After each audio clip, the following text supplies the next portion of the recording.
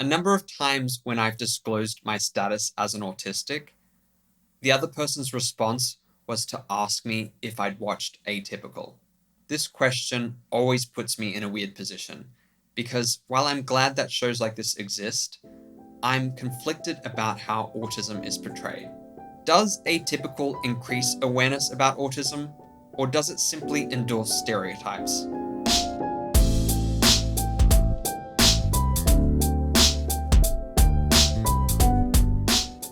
Atypical is a comedy drama series about an autistic teen and his efforts to find a relationship.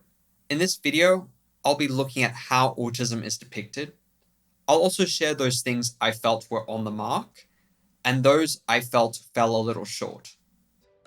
Sometimes I don't know what people mean when they say things, and that can make me feel alone even when there are other people in the room. Okay, so here they're making the autistic character the narrator.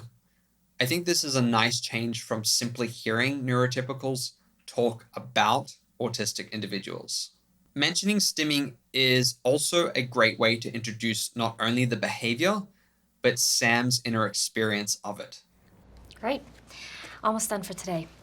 Good session, Sam. I can see your bra. It's purple. I've made plenty of blunt observations just like this. Usually it's because I believe that doing so will help the other person.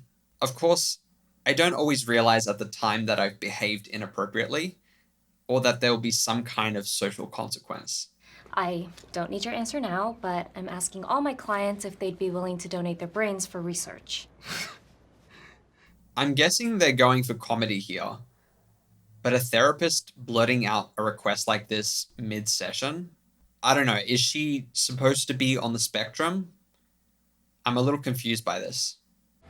Buses are okay, but I don't like the feeling of the seat on my back, so I sit like this. Sam has sensory sensitivities, which is very relatable. I am wondering, though, why they chose to front-load the pilot episode with all of these autism factoids. Did they feel like it was necessary to educate viewers on what sets Sam apart from neurotypicals? Or are they trying to show that they've done their research? I kind of wish they'd woven it a bit more throughout the episode. It feels a little like Sam is a stereotype and not an individual. There's a type of Antarctic cod that has a special protein in its blood that stops it from freezing. Antifreeze in fish. Legit, I sometimes get so caught up in my thoughts, I'll suddenly grin or laugh. There was this one time someone demanded to know why I was laughing, and I told them that even if I explained, they wouldn't understand, but they kept pressing me for an answer. When I finally did explain, I could tell immediately by their expression that they thought I was ridiculous. Sometimes you just can't win. It has 90% of the world's ice, but it's considered a desert because the annual rainfall is only about 8 inches. I'm thinking here that they're going to use Sam's fascination with Antarctica and penguins as some kind of metaphor for his life. I do wonder why they picked penguins. Maybe it's because they think penguins are cute and therefore more appealing to neurotypical viewers. Autistic folk are known to be interested in some decidedly unpopular subjects. In my case, it was insects and spiders. I do wish the show creators had taken more of a risk and given Sam an interest that NTs might have struggled to relate to. Casey's helping me sign up for online dating, but she hates all my answers, so she's lying. Wow. You're a little young for that. This mom's reaction could be parental concern, but it also feels a little bit like paternalism, as in, oh, this person has a disability, they can't make decisions for themselves, we have to intervene to protect them. This can be a legitimate concern for some parents of autistic folk, but this mom seems to be a little bit too helicopter-y. Maybe now it's time for us to take a step back and spend some time together, just the two of us, get back to where we were before all of this.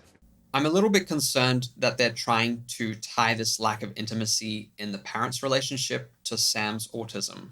There's a risk here that this could play into the toxic claim that autism destroys marriages and families. I don't want to push him. I mean, relationships are hard enough for neurotypicals. I don't want to put that kind of pressure on my son. Seriously, this mom needs to chill. Trying to stop your teen from experiencing heartbreak, whether they're autistic or not, that's a losing battle. 9% of adults with autism are married. Not because they lack the desire, but because they don't know how to do it. This is a little bit info dumpy. In moments like these, it feels glaringly obvious that this is a show written by NTs for NTs. I do a lot of research. I like research. Insult them. Something like, baby, those some serious bug eyes you got. Okay, so choosing the wrong role models for my behavior is something I've definitely done.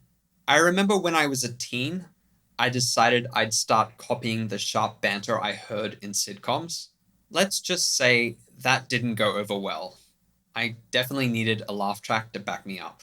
Sometimes a word or phrase gets stuck in my head like on a loop, and it just plays over and over and over and over. I do find that I sometimes get a single word stuck in my head.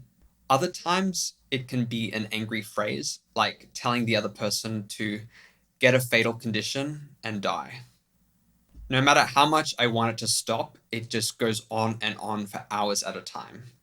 Now, when you make eye contact, you have to look away a little bit. How can I make eye contact and look away? I mean, I find that if I'm not comfortable with the other person or I feel unconsciously threatened by them, eye contact can be almost painful. Weirdly, when I do manage to make eye contact with people, I sometimes forget to break that contact. In those cases, it's the other person who ends up finding me threatening. First it's dating, and then he's graduating, and then he's moving out into the world, and we can't protect him, and that is terrifying. I'm a little bit confused here. Is the mom taking some kind of pride in being the overprotective parent? Or are the writers implying that she's enmeshed with this role of being Sam's carer, and that she's maybe finding it hard to let go? What's with the headphones? oh, I just turned on the noise cancellation feature. Need a little protection from the racket. Loud places like this can make me also feel uncomfortable. Firstly, there's the sensory overload component, and then there's the fact that I can't screen out one person's voice from all the background noise. Noise-canceling headphones in these settings are a lifesaver. I don't like cats. Would you be willing to get rid of Simba? I certainly have said my share of inappropriate things on dates.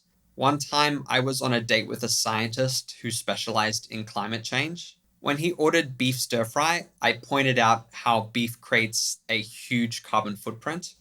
If looks could have killed, I would have died right there and then. Sometimes being touched makes me jumpy. It has to be a hard touch. Pressure. I like pressure. I don't like soft. I relate to this. Sudden or light touches aren't that pleasant for me.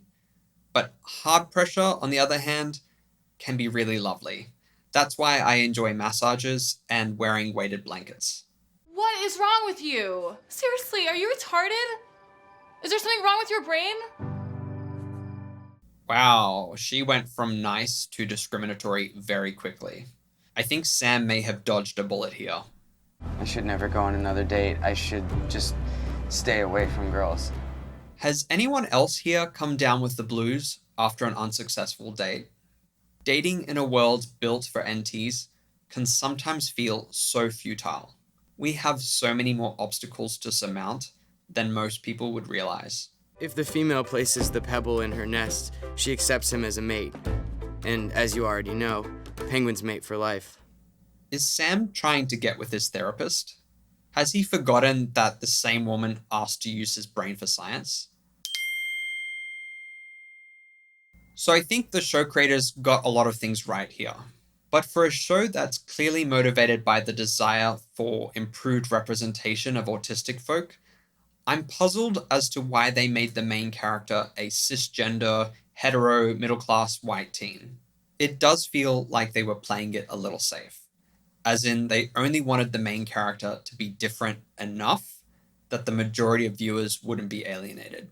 There may have been a fear that if the main character was, let's say, gender fluid, gay, from a working class background, a person of color, his experience would have been a bit too foreign. We should remember, though, that people aren't always interested in the norm. They're interested in exceptions. And yes, even in the case of identities already considered to be exceptional, such as the autistic identity. I do think depicting a variety of intersectional identities would have made the show far richer and more interesting. For example, let's imagine if the main character was a Chicano autistic teen from a working class background who didn't have the supports that Sam has. How would their intersectional identities impact their experience? Would it create different or stronger stressors?